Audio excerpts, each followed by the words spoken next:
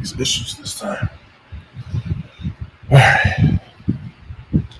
Hey, Shalom Yahal Ba'ashim Yahushai, Brakathum to the brother, Shalom Yahal Shamar, Ilathil Ba'ashim Yahushai to the sisters. This is the ISUPK, started 1 West 125th Street, Harlem, New York, under Commander General Yohanan. You understand? And today is the Tuesday Brotherhood class. And as the title says, today we're going to be going over chapter 3, Book of Wisdom of Solomon. So a continuation from the last class, right?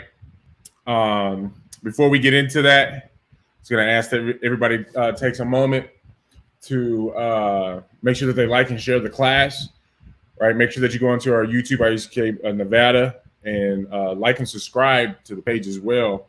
Like and share the class, and then also go onto our Facebook, ISUPK Las Vegas, and like and share the class there as well. Right, I'm going to go ahead and make sure I do that myself. And in the meantime, if anybody has any questions, feel free to post them in the chat, whether it's on topic or off topic.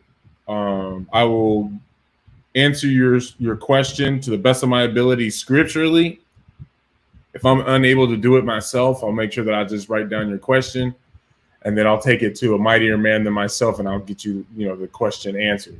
You understand? We're not like the Christian church, where we're going to tell you something that makes, that just sounds good, makes you feel good, or you understand, or just tell you to pray about it, right? We actually have the answers here in the ISUPK. I just might have to, go up the ladder, the chain of command, to get that answer for you. You understand? There's always a way for me to get it for you, right? Yeah, give me 1 second so I can finish liking and sharing myself, and then we'll get into this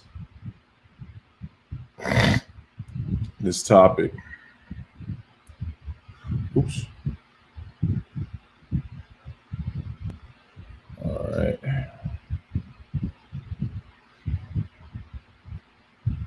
Let's see. So last week, we read chapter 2 of Wisdom of Solomon, right?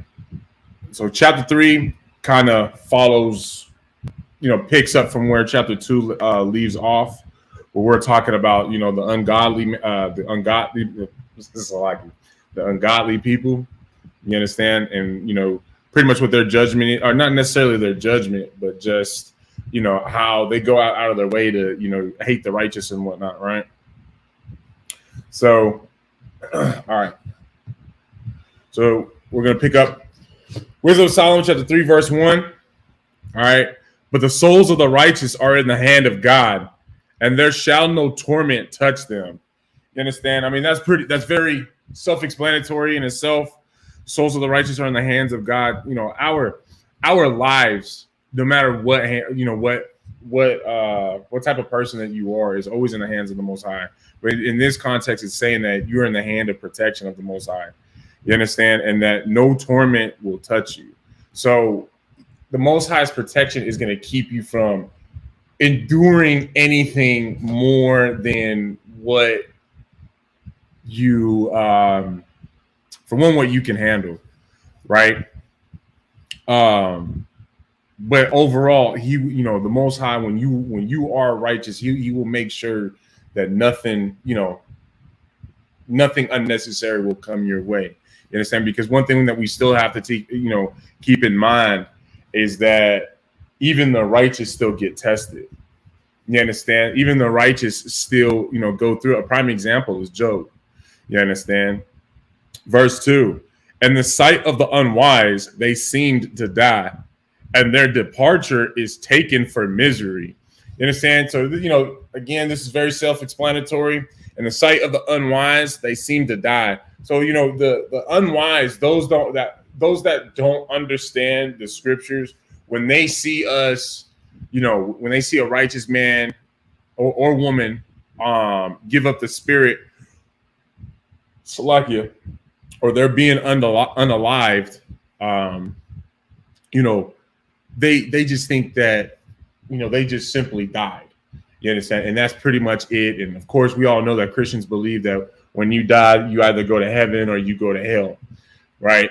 And of course, it also says in their departure is taken for misery. You understand? Because, when the righteous are unalived throughout the Bible, damn, freaking flies, lucky y'all. When the righteous are unalived throughout the Bible, you understand, like a lot of times, we're tortured, right? Where it's not just as simple, you know, they just, do something to instantly unalive you, right? It's a slow and tedious death. You know what I'm saying? Take for example our King Yahushua Mashiach, or as the world ignorantly knows him as, is Jesus Christ.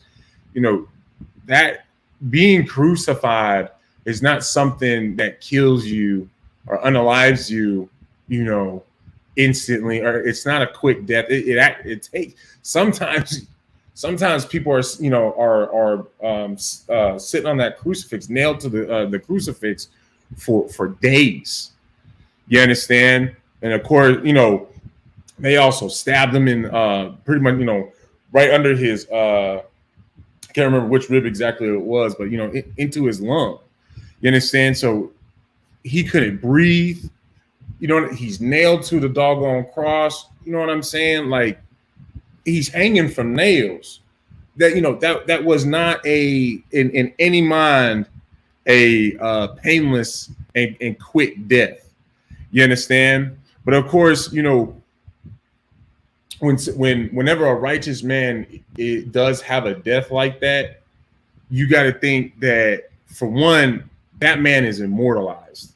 You understand? And quite, as far as we know, from what the text says, Yahushua Mashiach is currently sitting on the throne to the right of the Most High right now. So, I mean, that was 2,000 years ago. You know what I'm saying? According, of the time of the Earth's time, right? But the point is it's, death is never the end for us. Whenever we are unalive, that's never the end for us. You understand? Because of course we understand regeneration, but you are also immortalized because of the Most High, right? Verse 3, and if they're going from us to be utter destruction, but they are in peace. Salaki, let me read that again from the top. And they're going from us to be utter destruction, but they are in peace. Oh, Salaki, I forgot to do that. Here, let me break that down first, and then I'll do it. You understand? And so, like, again, whenever, we're unalive, we think utter destruction, like, completely destroyed, where, you would think, when, again, somebody in that position where Yahushua was, to go through what he went through, a lot of people, their hope would be, destroyed. Their spirit would be destroyed along with their physical body. You understand? But of course, it follows up with, but they are in peace. When we are righteous and we die in our righteousness, we go with peace. You understand? The Most High God, gifts us with peace. You understand? And Salaki, give me 1 second. I forgot to leave a comment to, for the algorithm, and for those of y'all that are tuning in, I just ask that y'all would do the same thing, just to help our boost our algorithm on Facebook and YouTube. Y'all should be checking in anyways, so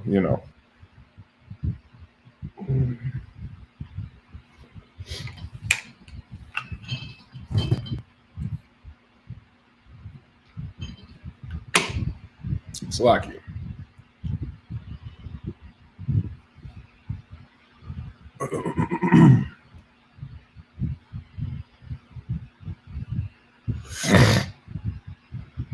All right, Salaki. All right.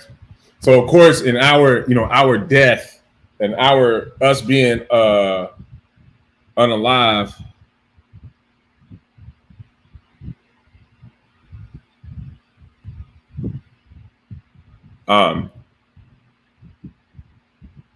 in the midst of us being unalive, Salaki, y'all, we we actually get peace from that, and that's, of course, when we are unalived in our righteousness, right? Verse 4, for though they be punished in the sight of men, yet is their hope full of immortality. And it's then very self-explanatory. For though they be punished in the sight of man, even though you understand either man is punishing us, or it's just the Most High that is punishing us, right? Our hope is still full of immortality. We know that after this punishment is over, we have our immortality.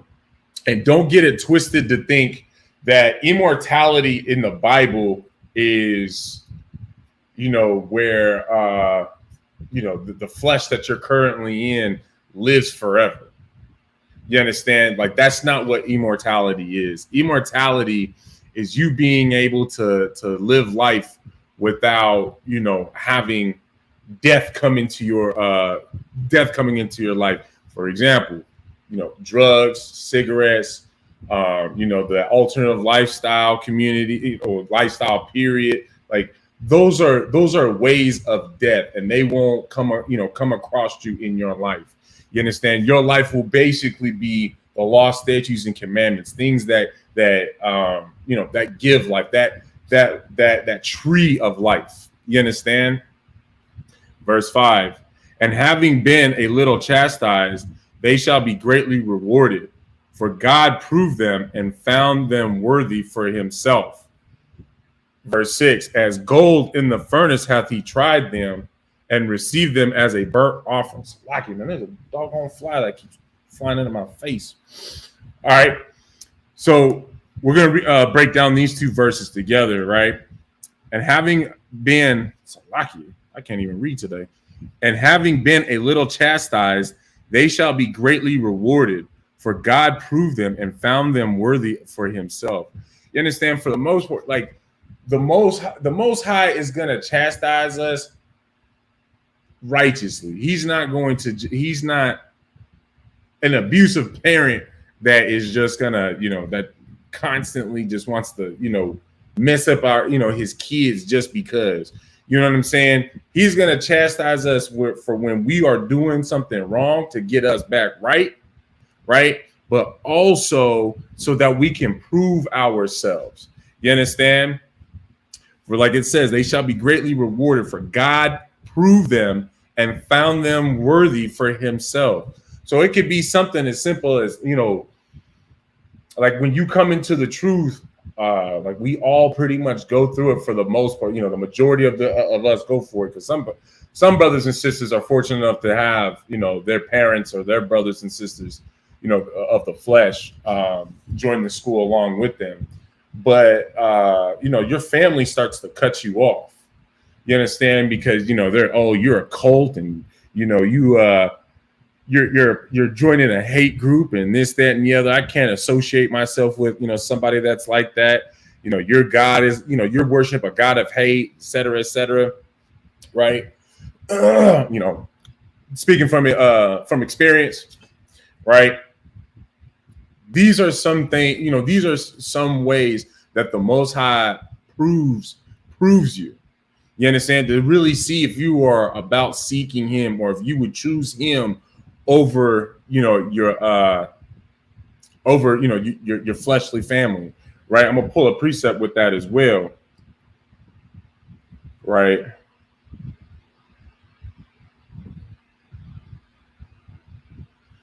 So this is the book of hold on, let me make sure I'm there.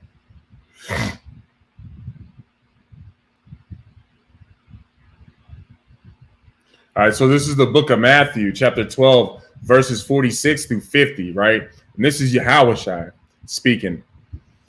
Verse 46, while he yet talked to the people, behold, his mother and his brethren stood without, desiring to speak with him. So right now, Yahushua, he's speaking to the, he's surrounded, because he's pretty much at camp. He's speaking to the brothers, the brothers and sisters out there, right? He's teaching them. And he's got his actual mother and his brothers like on the outside of the group that gathered around him to hear him, right? Verse 47. Then one said unto him, behold, thy mother and thy brethren stand without, desiring to speak with thee. You understand? So his mom and his brothers are out there wanting to speak to Yahweh, right? Verse 48. But he answered and said unto him that told him, who is my mother? And who are my brethren? So Christ responded to that brother with a question. You understand? Asking like, who is my mother? Who is my brother? Who is my brother? Who is my mother? Right? Verse 49. And he stretched forth his hand towards his disciples and said, behold, my mother and my brethren. Now he pretty much pointed at his disciple and said, these are my mothers, these are my brothers. This is my family right here. You understand? Verse 50. But for whosoever shall do the will of my Father which is in heaven, the same as my brother and sister and mother. You understand? Yahushua right here just said that, his real family is those that serve the Most High God. You understand? Those that follow those laws, statutes, and commandments. Those that do the will of the Most High. That's my family. You understand? And we all have to have that same exact mentality, because the Most High does want us to decide between those two families. Because what is one family doing on the left-hand side, being the fleshly family of which you came from, versus the family on the right-hand side, which is, the ISUPK, the brothers and sisters that are in the ISUPK that are doing the will of the Lord. You understand? The Lord is wanting you to make a decision between wanting to be associated with those who are in the world. Because what are they doing? What is your fleshly family doing? They're doing Christmas.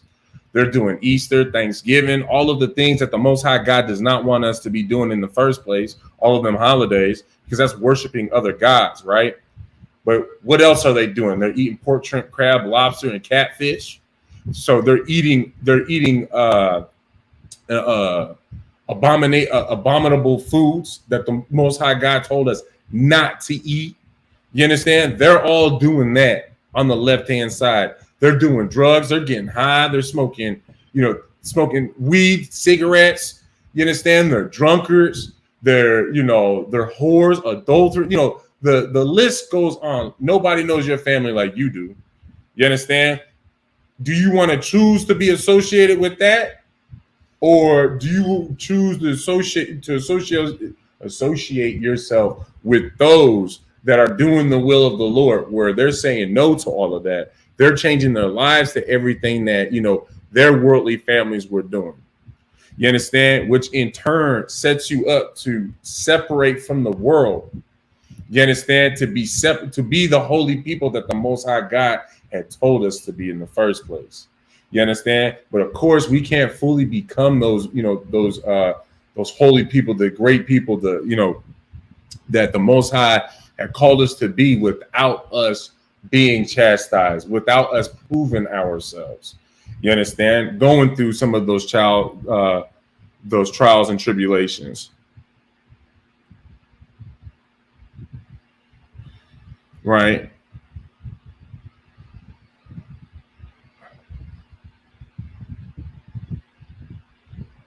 Salakia.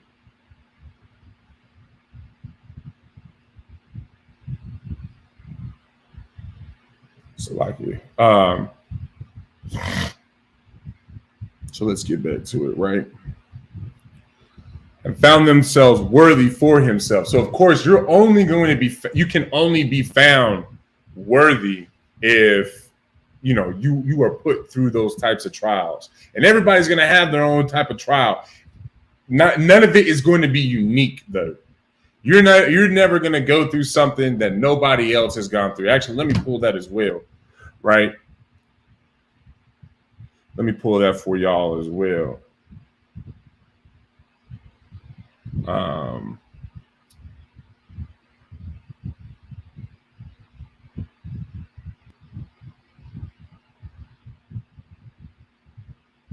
KJV. 1 Corinthians 10 and 13. Let me get there. Salakia, y'all.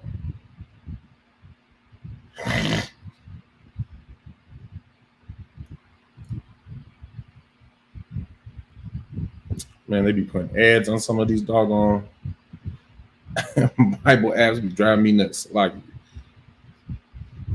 Right. 1 Corinthians 10, 13. Here we go. All right, this is the book of 1 Corinthians, chapter 10 and verse 13. There hath no temptation taken you, but such as is common to man. But God is faithful, who will not suffer you to be tempted above that ye are able, but will with the temptation also make a way to escape, that ye may be able to bear it. You understand? This is letting you know that the Most High God will allow things to happen to you in your life. And they may, it may be bad things, right? In the context of, it's gonna suck. You know what I'm saying? Like, take for example, losing your fleshly family, that sucks. Losing your job, that sucks. Losing your wife, your girlfriend, whatever, that sucks. But the Most High will always have a way for you to get out of that funk that you get into when these things afflict you in your life. You understand? But of course, it's whatever afflicts you, and it doesn't matter how terrible it may be. You understand? Somebody went through the same thing. You understand? And that's why it's always important for us to come into the UPK, to gather ourselves together so that we can be, I don't want to say crutch. Am I bleeding? It's a locky, y'all. Bleeding. I don't want to say necessarily a crutch to one, but like a pillar for one another, so that we can lean on one another when things get hard. We're always able to hold each other upright. You understand? And which is a very important thing, not just to hold somebody up so they can get through it, but to hold them upright. And what I mean by that is to keep you righteous even during your trial, even during that time of you being proving yourself to the Most High God. You understand? That's why brotherhood is so important. That's why in the ISUPK we say it's such a weapon. You understand? But God is faithful, who will not suffer you to be tempted above that ye are able. So just always remember that anything that you go through, no matter how hard it is, no matter just how bad it sucks, you're going through it because the Most High God knows you can get through it. You understand? He's not going to put you through something. He's not going to allow something come into your life that you can't handle. You understand? You just have to be man or woman enough to be willing to just face the music and hell, put on the dance. One thing, like I was in East House military, right? And whenever we, they one thing that they used to say all the time is, the best way to just to get through the suck is just to embrace the suck. I always thought that was a weird saying, but I always told myself when I was getting through it, when I was going through whatever stupid nonsense they had us doing, right? I always just told me, man, eventually this sun has to go down. Eventually that sun has to come back up. You know what I'm saying? Like that's basically the little mantra that I kept telling myself, that you know what, this isn't gonna suck forever. Eventually this is going to pass, this time will pass. You understand what I'm saying? And that's one way to think about it as well, with when the Most High is dealing with us, is reproving us, is putting us through that furnace. You understand? Is even with these curses that we are under right now here in America, it's not forever.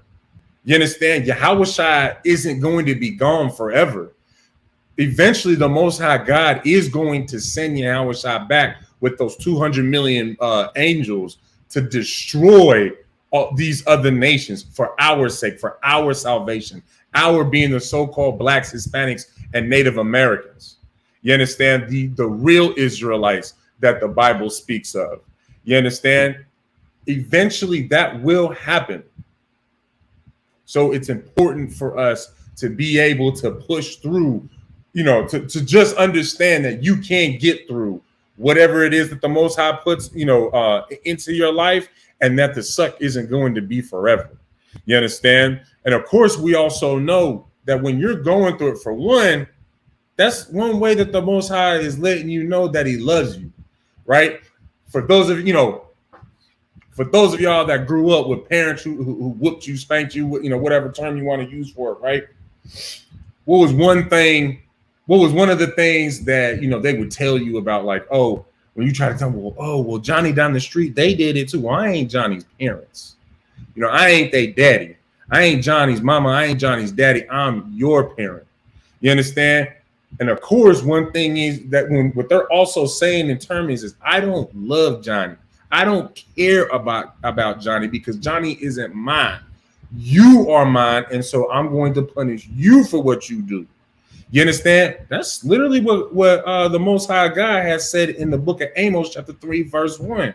But we all know that we wasn't grounded forever, right? We didn't get butt whoopings forever.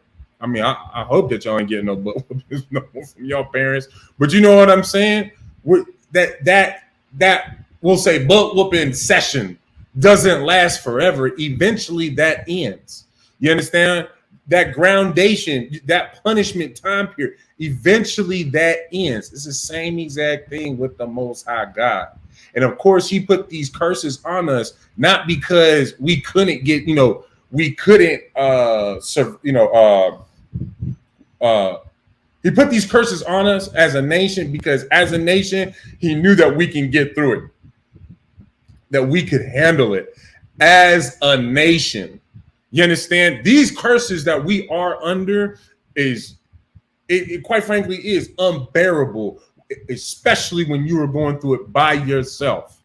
But come into the ISUPK and see this brotherhood and see this sisterhood, and you will see, like, take for example, what is it, October 24th to 26th? I believe it's that weekend. I think it's the 24th, if I remember correctly, right? We're gonna be in I believe it's in San Bernardino, California, for the West Coast Cookout. You understand? Or even this Friday, we got the Feast of Tabernacles. Be around these brothers and sisters during these functions. Come to our Passover. You understand? Even we go to our Passovers, we go to our functions, our high holy days, and our feast days, and we're still in oppression.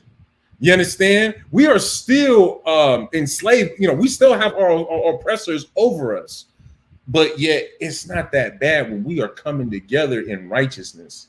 You understand? When we are, we are gathering ourselves together in the ways that the Most High God had commanded us to do in the first place, it's not that bad.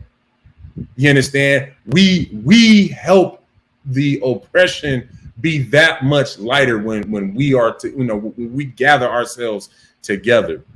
You understand? We're able to go through the trials and the trials that the Most High puts us through, the wickedness that the world tries to push on us. We're able to endure all that much easier when we come together with our brothers and sisters. You understand? When we come together with our nation, like the Most High God had told us to do in the first place, when we prefer our own, you understand, our own people. You understand? Now, because at the end of the day, the Most High God ain't, he ain't crazy, right? The Most High God ain't just telling us to do things for no reason, just because he wants to, what's in the Bible wasn't, preserved and kept just because the Most High God had just felt like it. This Bible was preserved for us so that we may be able to live, survive, you understand, and enjoy our lives. Everything has a reason. You understand? A very big, important reason at that. You understand? That's why he says to gather yourselves together, O nation not desired. You understand?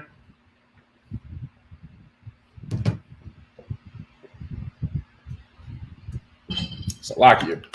Gotta stay hydrated. Okay, Salakia, let's go back to the Book of Wisdom of Solomon, chapter 3. Where was I at? I finished verse 6. As gold in the furnace hath he tried them and received them as a burnt offering. You understand? How do you get with this precept, or with this verse, right? Precept as well, but it's talking about how you put gold through a furnace. You understand? Through what is how he tries us. The way that you get a full gold bar, right, is that you take the gold mineral like straight off, the mountain or mine, whatever. You understand? And what you do is you put that gold with all the impurities on it in a super hot furnace. You understand? And you burn off all of those impurities that was attached to that gold. So that, once it's all melted, when you remove it out of that furnace, the only thing you have is just liquid gold. And, basically you just pour it into, a little cast of, whatever shape that you want the gold to mold into, a cast molding. That's what it's called. Right. And then you have pure gold bar or pure gold coin, whatever. Well, it's that same exact thing with us. You understand? We get put through that furnace of adversity. You understand? Where we go through something where we got, it may be high time for you to quit smoking, for you to quit having sex with whores, for you to quit being a whore. You understand? Whatever wicked sin that you are involved in, right? You have to go through that furnace of adversity where you are burning off those impurities. You understand? That's your young man troopership when you first come into to the school. And it starts with, you just wearing all black, where we are telling you that when you come around us, this is how you have to dress. You understand? And for so-called blacks, Hispanics, and Native Americans, men in particular, coming out of the world, we kind of have a little bit of an issue with, some man that, like, man, I just got a flyer from you type thing. Like, you already trying to tell me what to do? You gonna tell me I gotta sweep and mop these floors and clean the back? Bro, this is my first day in class. This is my third day in class. Like, you got me cleaning all this stuff up. It's not mine. I'm just here to learn. You know what I'm saying? It takes a different type of man to see past that and just understand that doing these little chores, being obedient to the men that the Most High God put above you in righteousness. You understand? To be your leader, to be your teacher. You understand? That it's set up so that you can get burnt off those impurities. Because to some extent, like, man, we prideful as hell when we in the world. Like, man, can't say that. I gotta make sure I watch my mouth. Like, man, like, who the hell you think you are trying to tell me what to do? Like, who are you? You get what I'm saying? Of course, when it's an officer, captain, or a general in the ISUPK, like, they are actually somebody. They are somebody who has been ordained with a seat of office in the Most High God's army, right? But at first we don't know that. We don't understand that. You understand? And that's just one small example. And of course, there's many other ways, and things that we go through that furnace of adversity to burn off our impurities so that we can be, what's the word I want to use? So that we can be worthy of the Most High God. You understand? It says, as gold in the furnace hath he tried them and received them as a burnt offering. You understand? When you are now pure gold, and mind you as well, the Most High said that he was going to make man, he was going to make us men, the Israelite men, blacks, Hispanics, and Native American men, be more valuable than gold. You understand? So when all of our impurities are gone, just think about it like this. For one, the Most High God don't value gold like that. You understand? He gave that to us for us to enjoy and have currency and whatnot, to do as we wish. You understand, with it on this earth. But for the Most High God, I'll make my own damn gold out of nothing.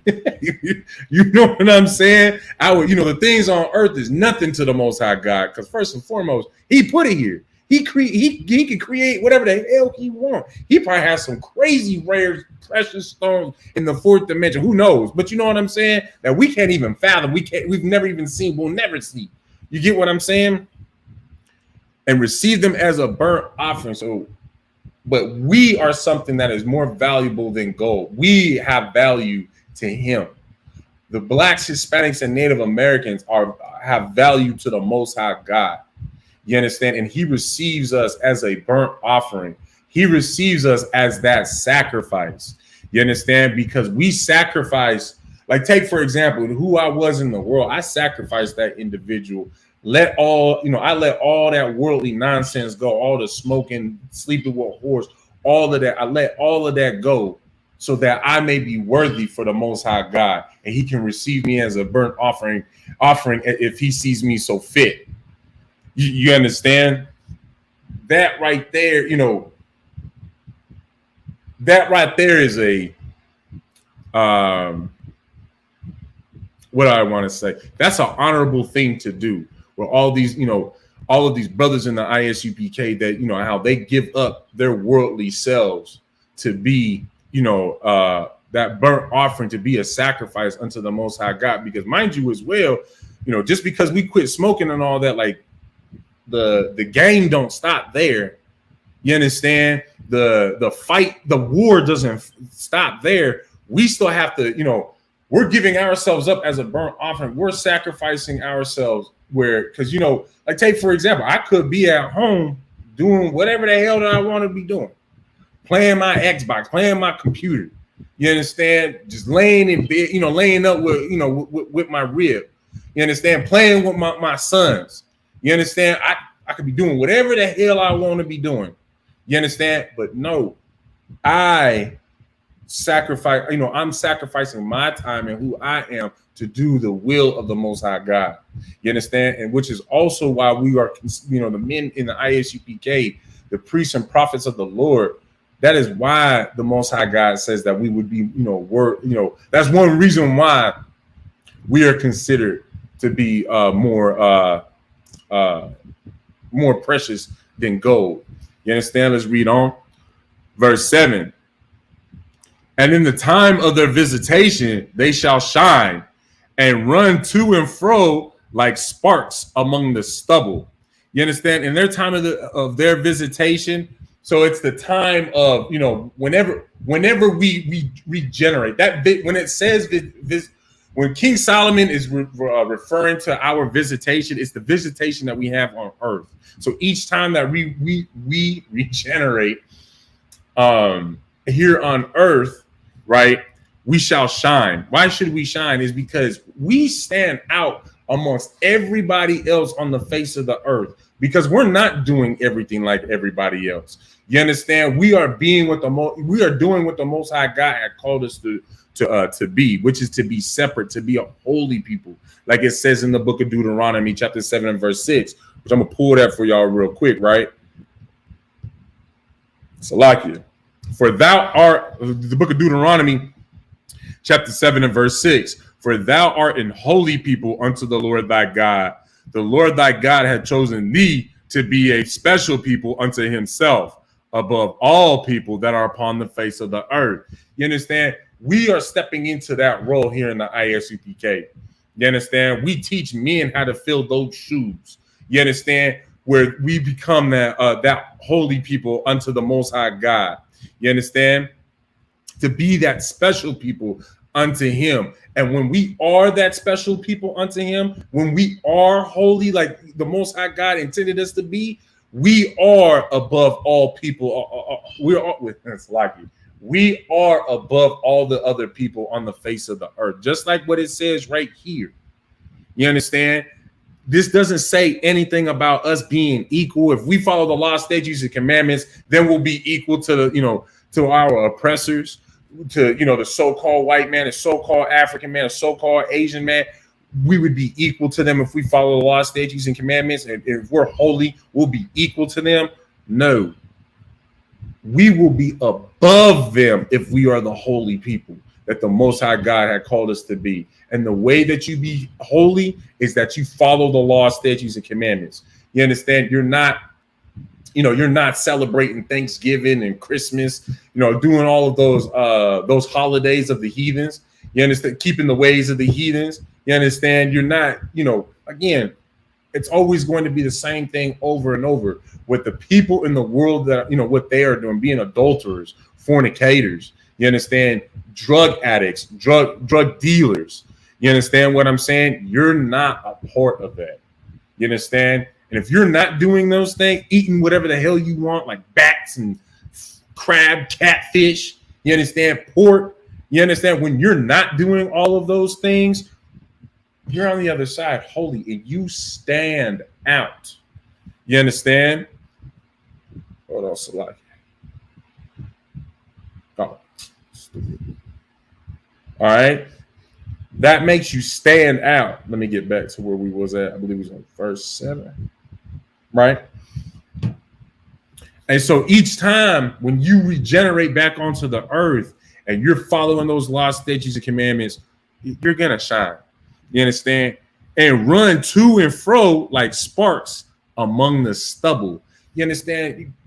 Running to and fro, like just real quick, just confident, just light you're lighting everything up. You light the stubble up. You understand? Verse 8. They shall judge the nations and have dominion over the people, and their Lord shall reign forever. You understand? Now this, hold on, Salaki. Stay hydrated. It's hot out here in Las Vegas. Salaki.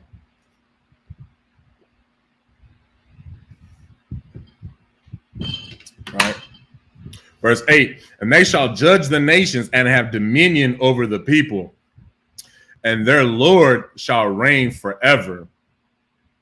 You understand? So this is talking about those, talking about us, the righteous. You understand? Because we are the ones who are going to be judging the nations. You understand? We are going to be the ones who will have dominion over the people. Just like what we just read in Deuteronomy 7:6.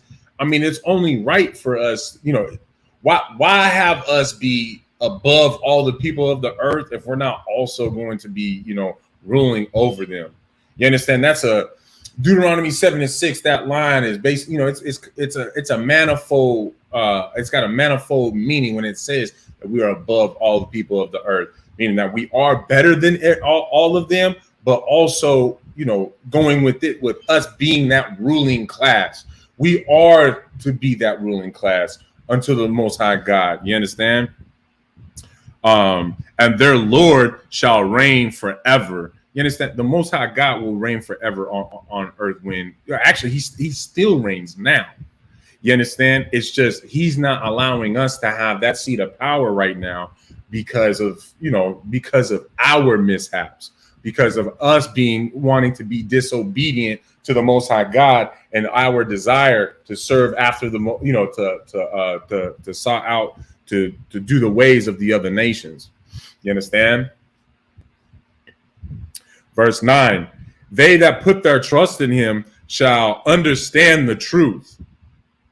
So they that put their trust in him shall understand the truth, and such as be faithful in love shall abide with him.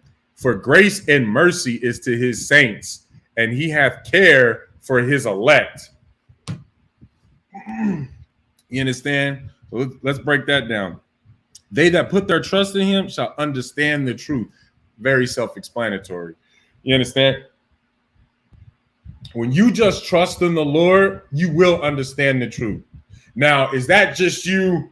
Is that as simple as, okay, I'm just going to make sure that I pray and the Lord is just going to, unravel all of the mysteries to me overnight. And, when I go to sleep tonight, the mysteries of the Bible is just going to be revealed to me in my dreams tonight.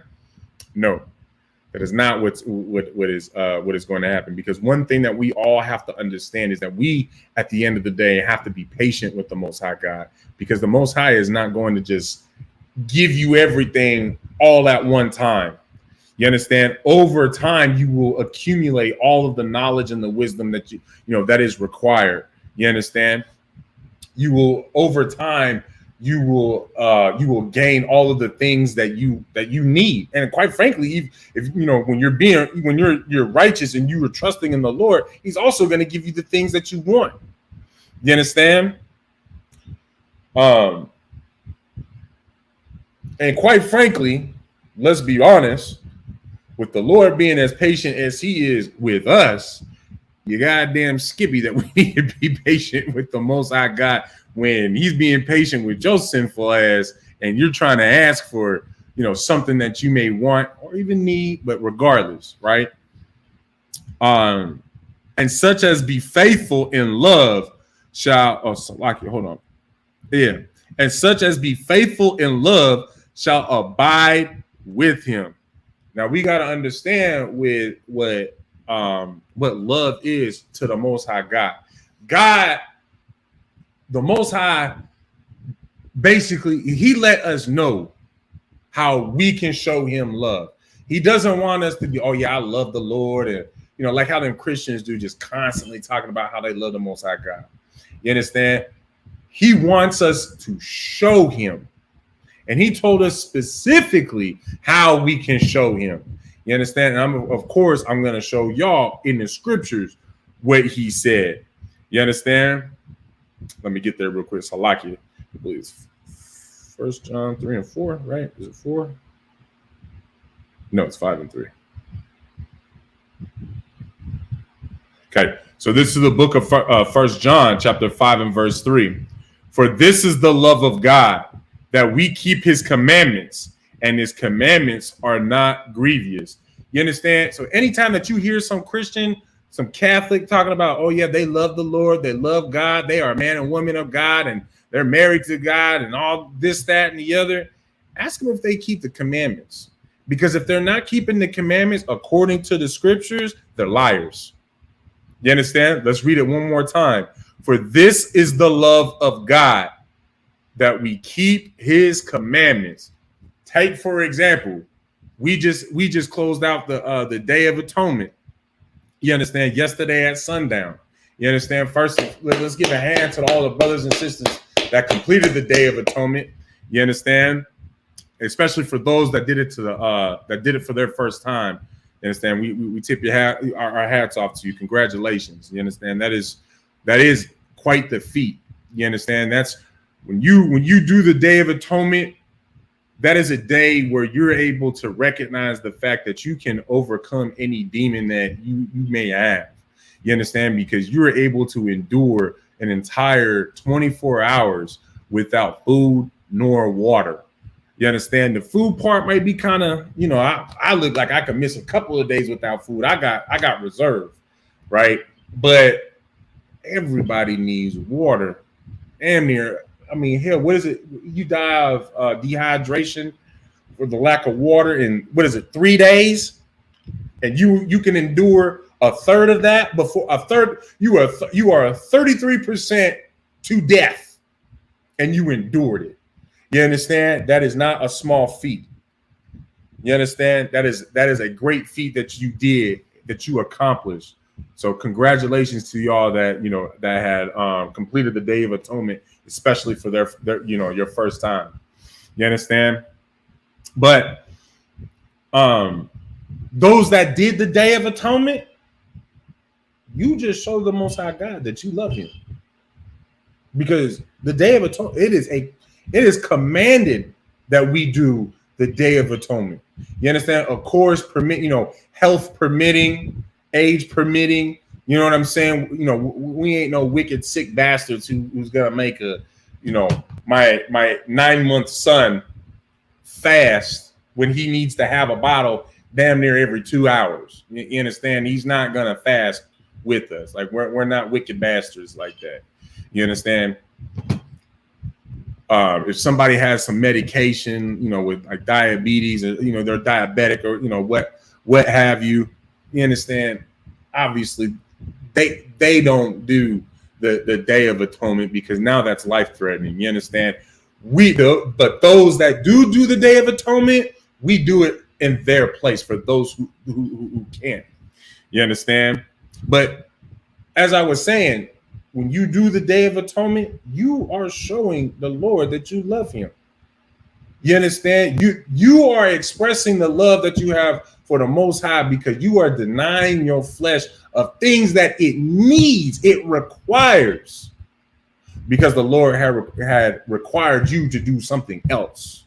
You understand? And of course it says, we'll read it one more time. The book of 1 John chapter 5, verse 3. For this is the love of God, that we keep his commandments. You understand? When you keep his commandments, you are showing, the love that you have for him. When you are keeping the high holy days, the feast days, you understand? When you show up to Passover, hell, when you show up to classes, but you are showing the Most High God that you love him. You understand? You simply coming to class is showing that you want to learn how to show the Most High God, how to show the Most High God that you love him. That's why we have these classes, is so that we can teach y'all. You understand? Let's get back to where we was. Solomon 3. Where were we at? 7 or 8?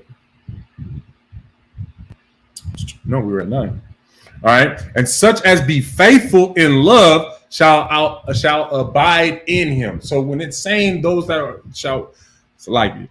And such as be faithful in love shall abide with him. So those that are being faithful in love, it's being faithful in the law, statutes, and commandments. You are faithfully always following the law, statutes, and commandments, or you are always showing the Most High God that you love him by doing his will.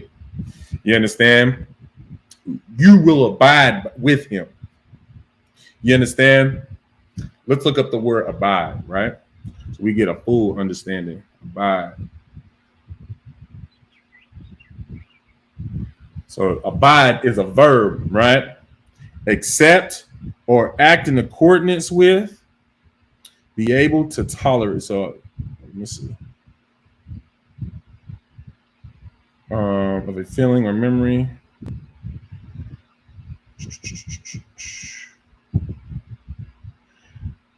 So accept or act in accordance with a rule, decision, or recommendation. So this would be, it would be that definition for this. So we would be able to, accept and act in accordance with the Most High God. You understand? Because, what are you doing? You're doing the will of the Lord. You understand? For grace and mercy is to his saints, and he hath care for his elect.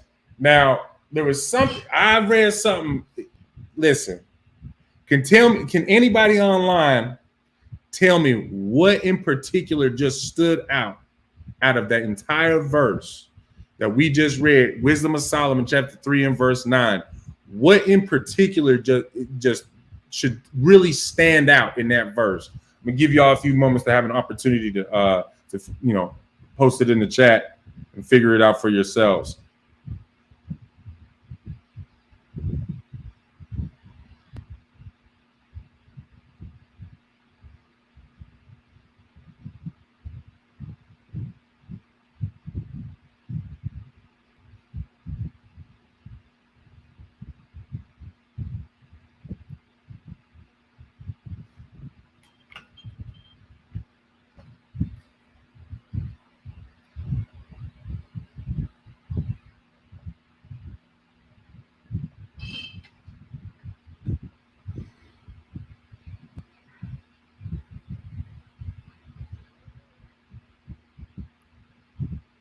I want to get y'all a little bit more involved in these classes. You know what I'm saying? Y'all getting involvement shows that, you guys are actually retaining this information, right? The faithful in love shall abide with him. Sis, that's not what that's not what should be like. That should not be what should really stand out that I'm looking for. Trying to take another stab at it. So I'll read it again. They put their trust in him. They that put their trust in him shall understand the truth, and such as be faithful in love shall abide with him. For grace and mercy is to his saints, and he hath care for his elect.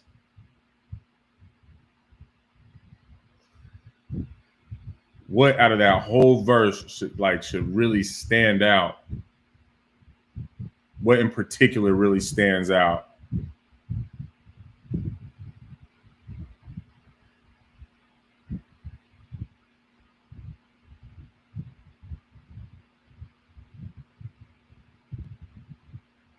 He have care for his elect. No, that's not what I'm looking for. Read it slow to yourself and just and think about some of the things that I've already been talking about with like the other precepts. That's the hint I'll give y'all.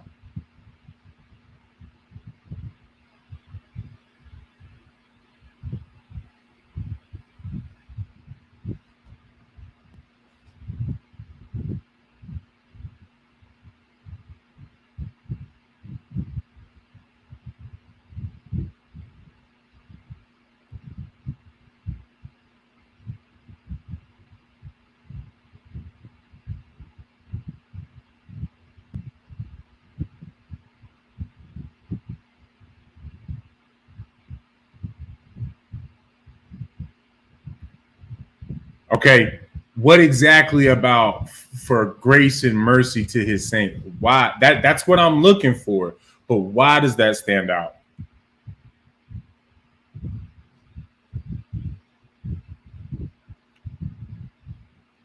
Why should that stand out? Or what makes it stand out?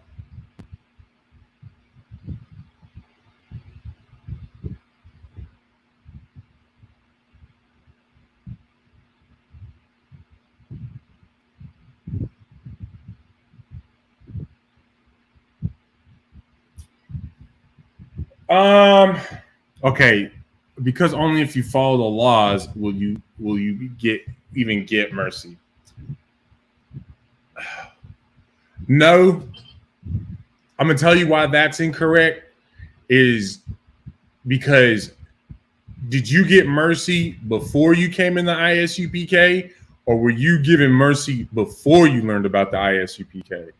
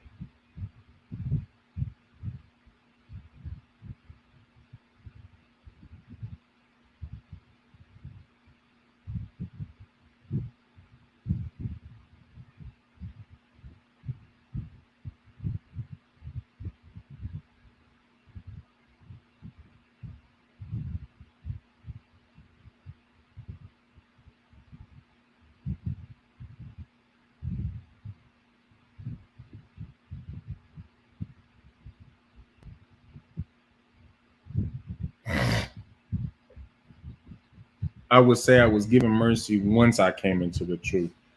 You were given mercy. Okay, of course you're given mercy once you were getting mercy before you came into the truth, before you even learned about the ISUPK. And you know how is the fact that you should have already been dead. We all should have already have been dead before we even learned about the ISUPK. So you were already receiving that mercy, right? And of course, you continue to receive the mercy. You being given the time to get yourself right is the mercy that we all are receiving. You understand? Because we are all worthy of death. You understand? We should have already all been put to death. But you being able to wake up another day, having another opportunity to make the decision to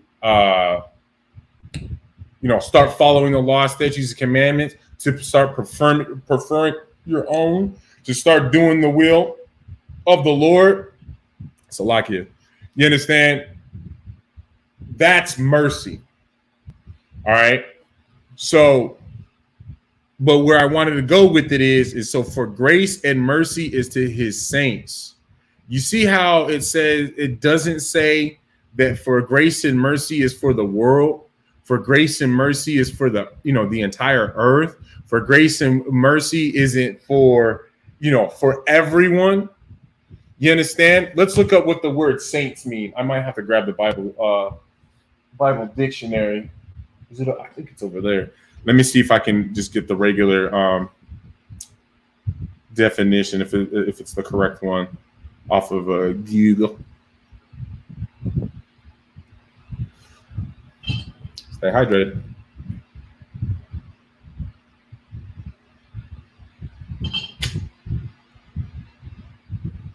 And yeah, let me just get the Bible dictionary really quick. So hold on 1 second, y'all. All right.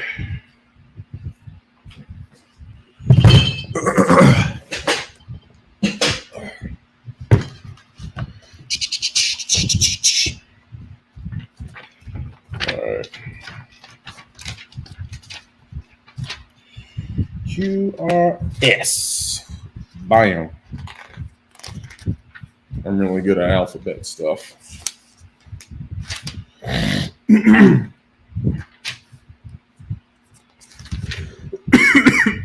Lock it. Damn. Oh, not too far. Saint. Okay. So here we go. So this is saint out of the Zondervan Illustrated Bible Dictionary, page 1268. It's a really long definition. We'll read the whole thing. A saint, a person sacred to God. In the Old Testament, this English word is used primarily to render the Hebrew adjective quados. That's H7705, which means set apart, consecrated, and holy. When the plural is used substantively, it's a dictionary. There's a lot of words I can't say, Salakia. It is translated holy ones or saints. You understand? So what we know is that saint, being a saint is being separate. It's not everyone. You understand? That in itself is just letting you know it's not everyone, right? And it's also people that are sacred to God. It's interesting. We read Deuteronomy 7:6 earlier, and we're going to read it one more again. The book of Deuteronomy, chapter 7, verse 6. For thou art an holy people unto the Lord thy God. The Lord thy God hath chosen thee to be a special people unto himself, above all people that are upon the face of the earth. You understand? So a saint is someone that's separate from everybody else. It's an Israelite. You understand? Only a so-called Black, Latino, and Native American man can be a saint. You understand? Because if I do remember correctly, I believe saint is actually subject to men. I don't hold me to that. I'm gonna get confirmation on that with Officer Shabal, but I do believe that saints is subject to men. I believe. I gotta make sure. You understand? Let me see if there's anything else out of this definition that I do want to read or not. No. That should suffice, right? But that's important for us to understand that grace and mercy is subject to only the Israelites, is only subject to the so-called Blacks, Hispanics, and Native American men and women. You understand? Grace and mercy is not for everyone. You understand? Just read it in the definition itself. It's his holy people. You understand? And he hath care for his elect. You understand? So of course he cares for the elect that he the ones that he has selected. Like take for example, who was it that Captain Cox was talking about? Stay hydrated. in his class today. He was talking about the prophet. Was it Elijah? I believe it was Elijah who was on the run, because I can't remember off the top of my head. He was on the run, and the Most High God had birds, bring him his food. You understand? Like, the Most High God elected this man to do his will, and so he made sure he took care of him. You understand? Took care. He was always taking care of all of us. You understand? Of all of those that he has care for. That's why the ISUPK will always stand, because he cares for us. You understand? Hold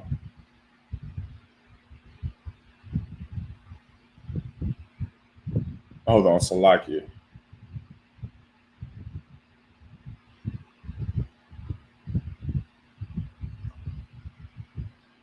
All right, yeah, no sweat that. All right. Let's read verse 10. But the ungodly shall be punished according to their own imaginations, which have neglected the righteous and forsaken the Lord. You understand? So let's break this down piece by piece, right? So, but the ungodly shall be punished according to their own imaginations. So, in other words, the ungodly, these other nations, are going to be punished according to, the ways that they had imagined to punish us, the righteous, the poor man, right? Just like what we was reading in chapter 2 last week, right? How it was saying that they would go out of their way to, just paraphrasing it, but they would go out of their way to oppress us, and they want to kill us and bind us and whatnot. You understand? And how they're going to also torment us. You understand? These things are going to be afflicted upon them. You understand? Just like how it says that they that are those that slay with the sword, Salakia. They that slay with the sword will be slain by the sword. Those that lead into captivity will be taken into captivity. For this is the patience of the saints, right? Well, it's the same thing. Like, with that verse and this verse, they're both basically saying that the wicked things that you did to those that were innocent, that didn't deserve these things, you're gonna get it. You're gonna have those afflictions upon you. You understand? Slakia. But the ungodly shall be punished according to their own imaginations, which have neglected the righteous and forsaken the Lord. You understand? So that they've neglected the righteous. They've because we would be in need now. So this ungodly is referring to those who are that are Israelites, but they decided to go into the ways of the world. You understand? So, like, take for example somebody like T.D. Jakes, or so like a punishment of his imagination is for him to pretty much get swindled out of all his money. You understand? Where he can barely even keep the lights on in his own house. And we'll have a little bit more brotherhood than that in the kingdom, but you know what I'm saying, where he's not gonna have much. He's not gonna be somebody with great finances like he does now, because he's swindling his own people. He's swindling his congregation, his flock, out of all of their money when they can barely keep the lights on. They can barely feed their families, let alone themselves. You understand? And forsaken the Lord is, well, you neglected those righteous that needed help, that needed that assistance, that needed that guidance, and you forsaken the Lord. You forgot about the Lord, as if the Lord was, as if these things wasn't going to catch up back to you. You understand? As if the Lord wasn't watching you and just, hey, these angels is just taking them notes, like, oh, yeah, this Negro right here. List of imaginations of punishments. You know what I'm saying? Verse 11. For whoso despiseth wisdom and nurture, he is miserable, and their hope is vain, their labors unfruitful, and their works unprofitable. You understand? For who? Oh man, I almost got the stupid flags. Like, for whoso despises wisdom and nurture. So this is talking about we know what wisdom is. Wisdom is, first of all, we know according to the scripture, wisdom is the beginning of art. The fear of the Lord is the beginning of wisdom, right? So in other words, you seeking the Lord, you obeying the Most High God, that is wisdom. You understand? And how do you obey the Most High God? Well, you study these scriptures and you do as He commanded you according to these scriptures. You understand? You learn from these priests and prophets of the Lord in the ISUPK, and you understand? We guide you onto how to serve the Most High God. You understand? The proper way with the high holy days. You understand? Which, quick side note, this Friday, again, I know I said it earlier, but I'm going to say it again. This Friday, we do have, the Feast of Tabernacles. You understand? Commandment. It's important for us to, to keep all of these, right? All of these commandments so that we can show the Most High God that we do love Him, right? That is our wisdom when we do the will of the Lord, all right, and nurture, because it's also important for us to to nurture our brothers and sisters of our nation. You understand? He is miserable, and their hope is vain. So those that despise the nurture, despise the wisdom, the wisdom, they're going to be miserable. You understand? You know why they're miserable? It's because they're constantly in the world getting swindled by, TD Jakes. They're getting, constantly screwed over by the world, because you know what? The world doesn't have any love for us. You understand?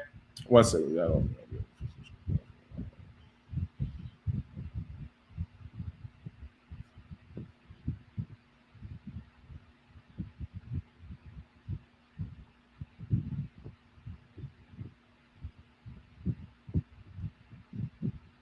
All right.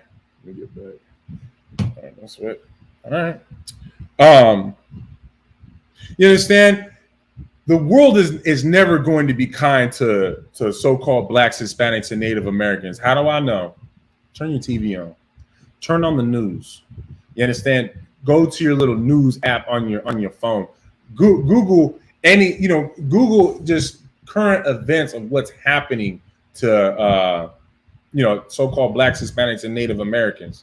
You understand? Like, take for example, right at the border, near the border of Nevada and Oregon, right? They found the biggest mineral deposit of lithium in the world, right? So, of course, Americans, oh yeah, this is a really big deal. This is great. There's enough lithium there to basically push. They're saying it's enough to push us into the next, the next age of technology, accelerate it. Like where we would be in 10 years without this deposit, we would be there in about 5. Cut it in half, right? Because there's that much lithium. And then, of course, it being here in America, that's good for the economy, right? Well, hear me out. Well, where they found that deposit is also Native American sacred grounds. You understand? So it's on a reservation. And just y'all watch. This wicked bastard, our oppressor, the so-called white man that the devil that the Bible speaks of, you understand? He is going to pass some law in some time, or some bill, some standard, whatever, to where they're going to make that reservation smaller so that they can go and mine that lithium, because that's too much damn money. It can't go to waste, because they, at the end of they don't care about what the Native Americans believe in. they could care. They could care less.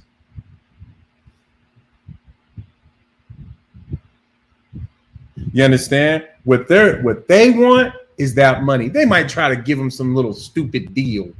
Oh, okay, well, we'll break you off, this check or whatever. We'll pay you off. And it's going to be something minuscule when, they're getting trillions of dollars with a T. You understand? Trillions of dollars out of that. They might give them a couple $100 million, maybe if they're lucky. You get what I'm saying? The world does not care about you, Black, Hispanic, and Native American man or woman. You understand? And and as long as you decide, you choose to be in the world, you're going to be miserable. You understand? And their hope is in vain. You understand? You're going to be hopeful that, the world is going to be kind to me. The U.S. government isn't going to do something like, take our sacred land. I mean, how what? That wasn't sacred land. Those weren't sacred. That wasn't a sacred mountain. What is that called? Is it Mount Rushmore, where they put the president's faces? Right. That wasn't sacred grounds. In fact, before they did that, the so-called Native Americans, I believe they called that mountain. What was it called? The grandfathers' faces, or the four grandfathers. I think that's what they called it. It was something grandfathers. The point is that it did have a significance and name by the Native American people. And what did the so-called white man do? What did that wicked, devilish, disgusting oppressor do? Put TNT throughout that doggone mountain, blew it up, chiseled it down, and put white faces on it. Almost sounds like they did that to the Bible too, don't it? They got a little bit of a pattern going on, don't they? Right? Their labors unfruitful and their works unprofitable. See, you understand, when you're in the world, like, it'll be a nonstop. The world is designed for you, Black, Hispanic, Native American man and woman. It's designed for you to always work and to get nothing out of it. For you to never profit out of the blood, sweat, and tears that you put in for somebody else's grand benefit. You understand? Stay hydrated. Right? And that in itself should be enough appeal for a Black, Hispanic, Native American man and woman to want to come out of the world. You understand? Learn about who they really are. Learn to serve the Most High God. Because you know what? We have all already lived the life of disobeying the Most High God. You understand? We know what it's like. Let's try the other side. Let's try obeying the Most High God. See what that life is like. You understand? And I just got to say, it is a beautiful thing to be able to lean on my brothers and sisters, in the ISUPK. You understand? I come from a really big family on my mother's side, right? She comes from a litter of 11 brothers and sisters, right? So I got buku cousins, right? I think I'm the fifth oldest out of, I think we're at like 54 grandchildren or something like that, 50 something grandchildren to date, right? And I mean, I got a bigger family with the family of the Lord. And mind you as well, I can trust the family that I have in the ISUPK. I can't trust hell no. Don't even, I can't even, put my lips to even say trust that family. You understand? Like, I can't trust them because they're wicked as hell. So like, you understand? Like, truth is truth, right? All right, let's move on. Verse 12. Their wives are foolish and their children wicked. You understand? So, I mean, that's self-explanatory. The ungodly, their wives, the ungodly, how, the ungodly's wives are foolish, and of course their children are going to be wicked as well, because you know what, you know why, just like what we read in verse 11, there is no wisdom and there is no nurture. You understand? When the women are foolish, they don't know how to properly nurture a child. Hell, they don't have the wisdom to know what nurturing, to be a nurturing mother is.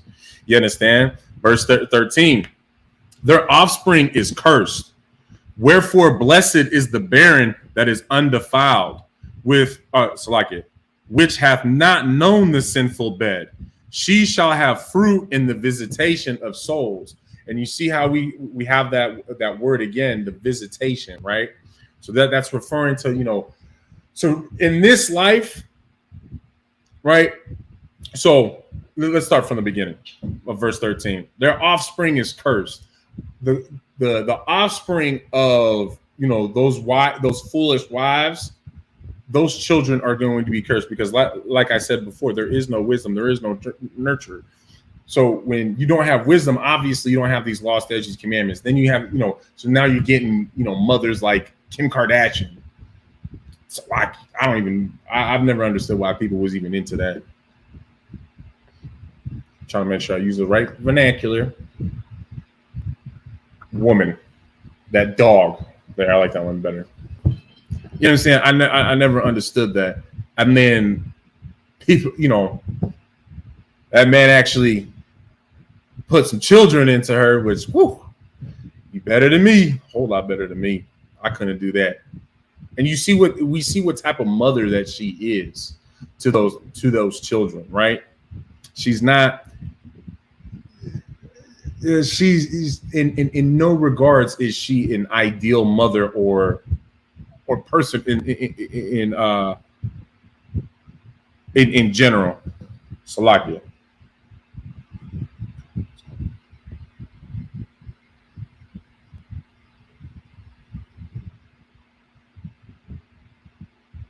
Salakia, y'all. 1 second.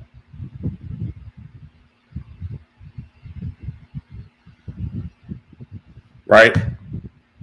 So, those, when we don't have wisdom in our households, our children become cursed, right? Wherefore blessed is the barren that is undefiled. So there are, even though that women find it to be such a, how I want to say it, have such an issue when they are barren, which understandably so.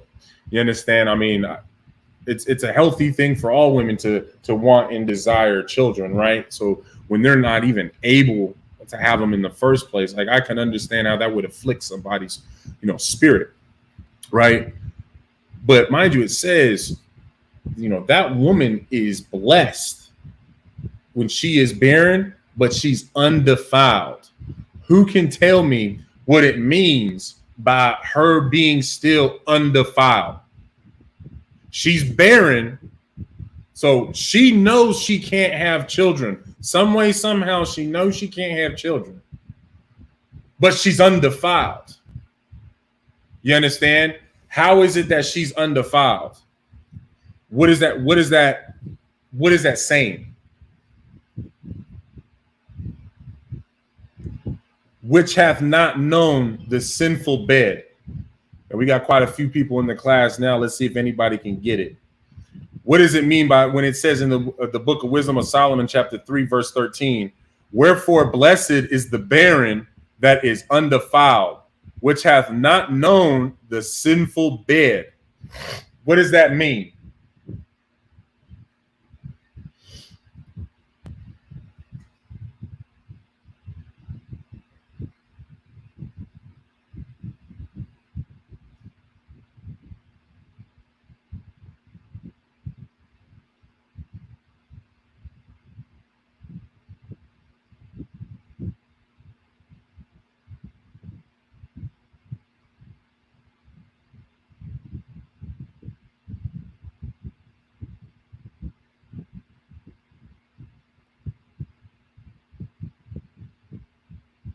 Anybody want to take a stab at it? You know, let's try to be as involved as we can in these classrooms, right?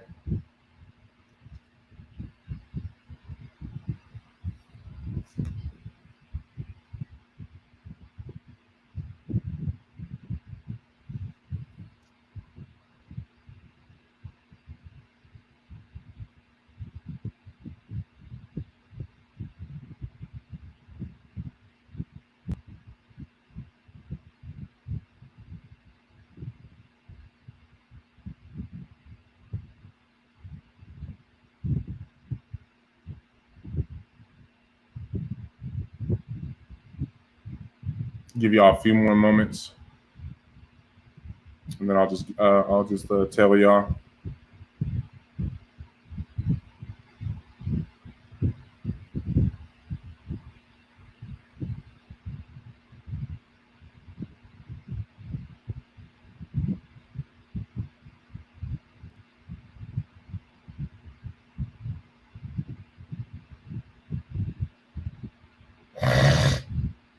All right, just for time's sake, we'll just keep it pushing, right? So wherefore blessed is the barren that is undefiled, which hath not known the sinful bed. Even though that she's barren, obviously she knows she's barren, because you got to think about what was going on at this time, what the technologies of medicine was at that time, right?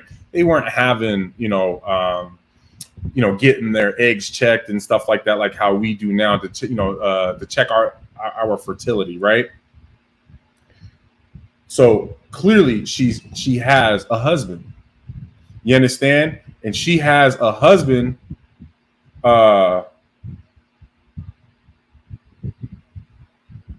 She has a husband, whom of which, you know what I'm saying? She's having sex with him, obviously, because sex is marriage, right?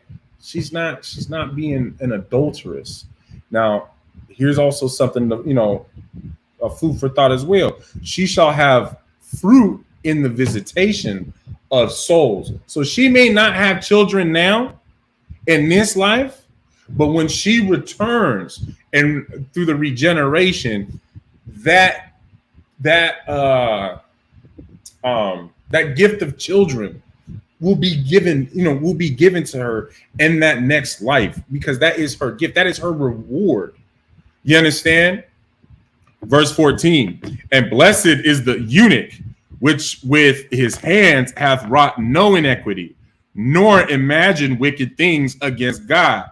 For unto him shall be given the special gift of faith and an inheritance in the temple of the Lord, more acceptable to his mind. For those of y'all that don't know what a eunuch is, a eunuch in the scripture is someone like Yahushua Mashiach, who chose not to have women. You understand? Like Paul chose not to have women. You understand?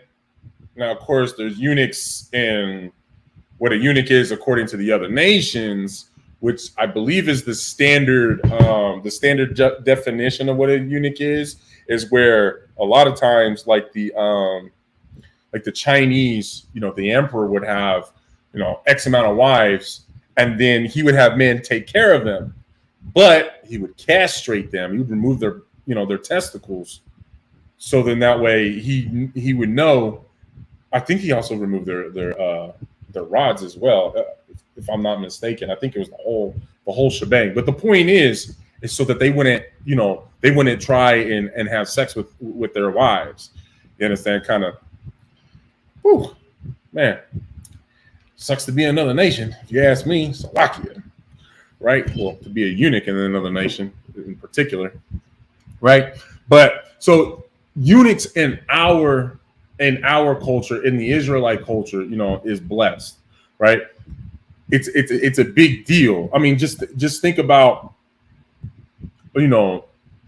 what Christ's reward is, right? I mean, hell, he gets the whole freaking earth for his obedience, because he was focused on doing the work of the Lord. He ain't have time for women, right? He was honed in and focused on doing the Lord's will. You understand? weren't worried about women. He had his one wife, which was just this, which was this truth. He was married to the truth. And that was it. You understand? And blessed is the eunuch which with his hands has wrought no inequity.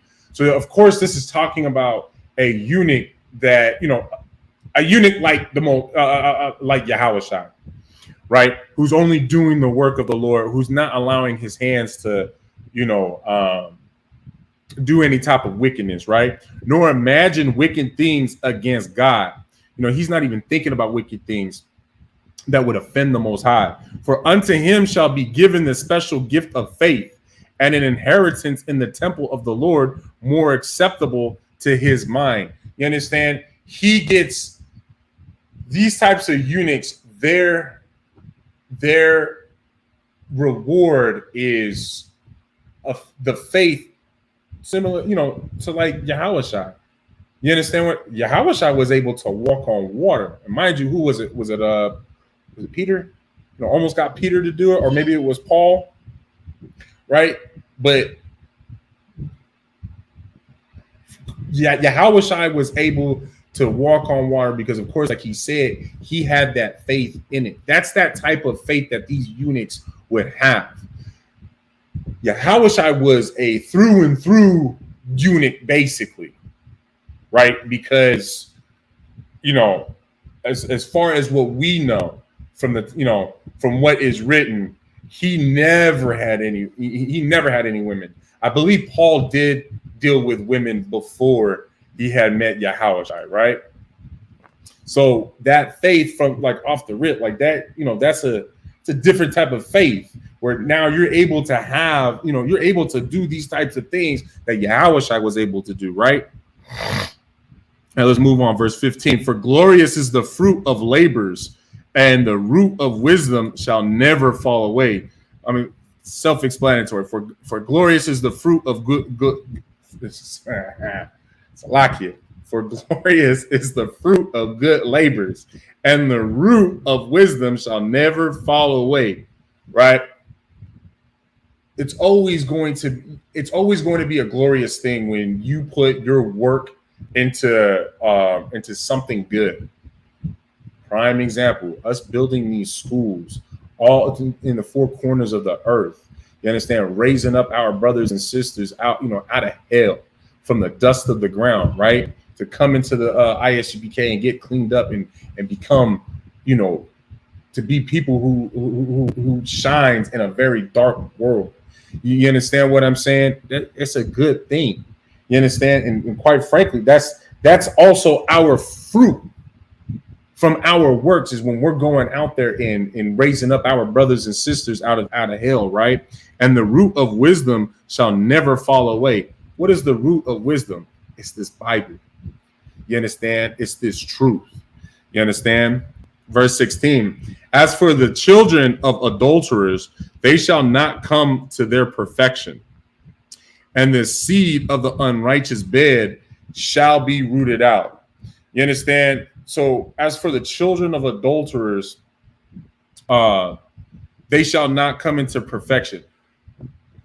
This is talking about how, and the way that it was broken down to me, right, is like, for example, King David had, he had a son, which was born out of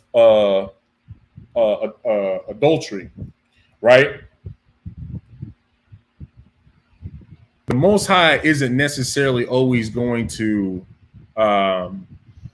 punish you directly. It can be an indirect punishment.